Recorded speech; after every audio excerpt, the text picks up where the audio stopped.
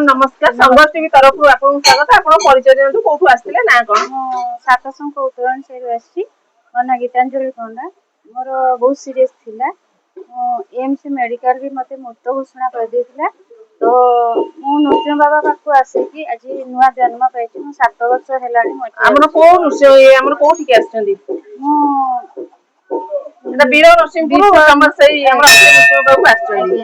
तो तांकर कोन माने विख्यात करछंदी कोन हेइथिला आपनकर जहा फले कि आपन आज भलो हे कि जागा थियाइ पेछंदी। मोर बहुत किछि मनस्कामना पूरा हेछि। मोर फास्ट डे मोर देह भलो नथिला मु नुआ जन्म पाइछि। तापरे मु मो पुओ मो परिवार समस्त भलरे बाबा को दयारु अछु। तापरे काली गोटे पेशेंट मु माने शिशु भवन रु कटक शिशु भवन रु नेकी ताकू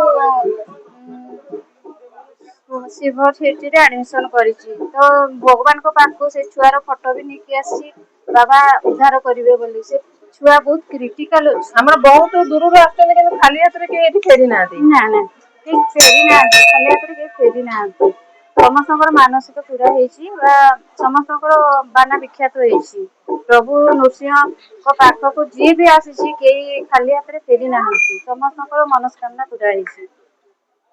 आ कोन कहि